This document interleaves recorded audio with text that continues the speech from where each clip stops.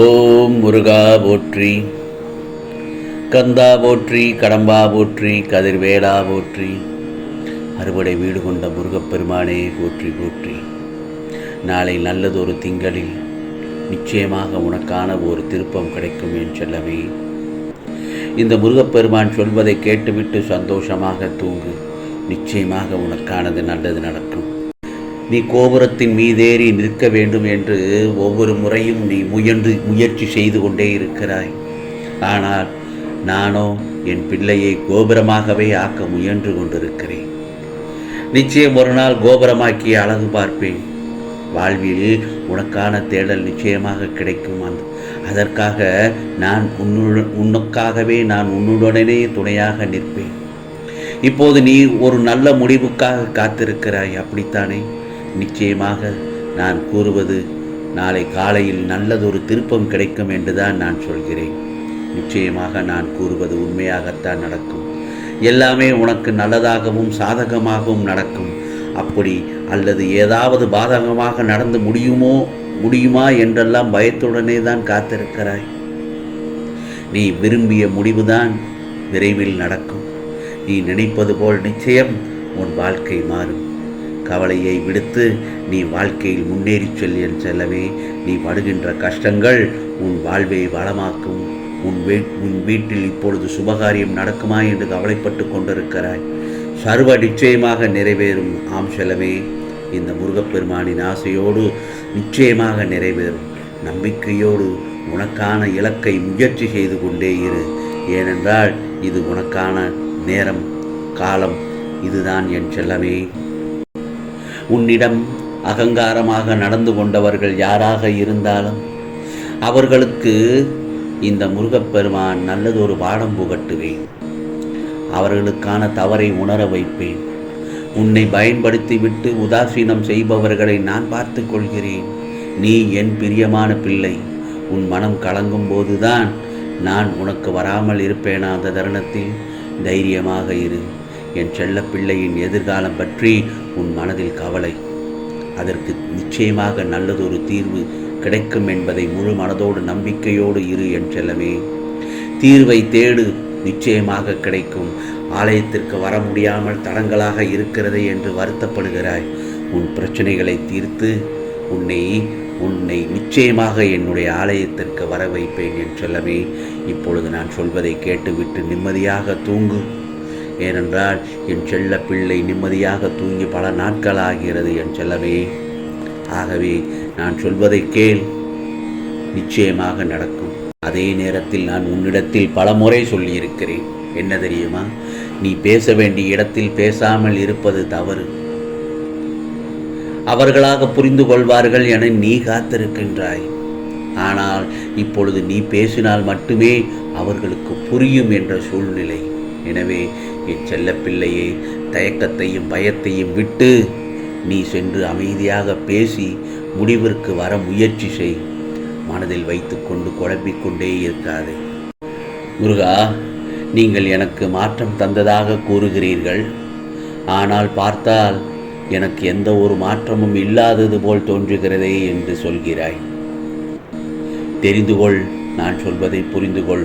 உன் வாழ்வில் ஏற்படும் மாற்றங்களை நீ புரிந்து கொள்ள உனக்கு சிறிது கால அவகாசம் தேவைப்படுகிறது. நீ தினமும் என்னை வழிபடுகிறாய் முருகா முருகா என்று. அதை நான் நிச்சயமாக நல்ல விதமாக நான் அறிவேன். அன்றைய செயலை வைத்தே மதிப்பிடுகின்றாய். உன் வாழ்வில் மொத்தமாக ஏற்படும் மாறுதலை உணரும் நீ நினைத்த ஏதோ ஒன்று உன் கையில் கிடைத்த பின்னரே நீ மாற்றம் கிடைத்ததாக ஒத்துக்கொள்கிறாய். விரைவில் அதையும் உணர்வாய் என் செல்லமே.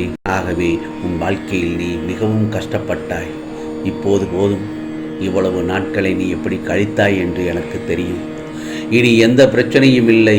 பொன்னான நாட்கள் உனக்காக காத்திருக்கிறது. நிச்சயமாக நாளைய பொழுது உனக்கான பொழுதாகத்தான் விடியும் என் செல்லமே. உனக்கானது எல்லாவற்றையும் நிச்சயமாக நல்ல விதமாக என்னுடைய அருள் புகுந்து உனக்கு எல்லாமே நல்லபடியாக நடக்கும்படி செய்வேன். கவலைப்படாதே. இன்னொன்றையும் சொல்கிறேன், கேள் என் செல்லமே. வாழ்க்கையில் ஆடம்பரத்தை நேசிக்க உன் மனவேதனை அதிகரித்து கொண்டேதான் இருக்கும். ஒரு முறை நிம்மதியான வாழ்க்கையை நேசித்துப்பார். அந்த வாழ்க்கையை அது தன்னால் உன் வாழ்க்கை வசப்படுத்தும். உனக்கென்று படைக்கப்பட்டது நிச்சயமாக உன்னை வந்து சேரும். எதற்கும் அளவுக்கு அதிகமாக ஆசைப்படாதே. இருக்கிறதை வைத்து வாழ கற்றுக்கொள். உனக்கு எல்லாம் கிடைக்கும் என் செல்லமே. ஆகவே நீ நீண்ட நாட்களாக நீ கேட்ட முக்கியமான வேண்டுதல் எல்லாம் நிறைவேறும் காலம் வந்துள்ளது. நிச்சயமாக நாளைய பொழுது உனக்கான பொழுதாகத்தான் இருக்கும். மனதில் உள்ள பாரங்கள் குறைவதை நீ அந்த தருணத்தில் உணர்வாய். தொலை தூரத்திலிருந்து நல்லதொரு அழைப்புகள் வரும். சிலருக்கு மகிழ்ச்சியான செய்திகளும் சிலருக்கு வாழ்க்கையை மாற்றும் வாய்ப்புகளும் வரும். ஒரு சிலருக்கு என்ன நடந்தாலும் வாழ்க்கை மாறவில்லையே என்ற பயத்தினை அவர்கள் கர்மவினை தருகிறது. புரிகிறதா? ஆனால் வாழ்க்கை ஒரு நொடி பொழுதில் மாறக்கூடியது. கடவுளை நினைத்து கடமையை செய்து வரும்போது கர்ம வினைகளை கரைவது உறுதி.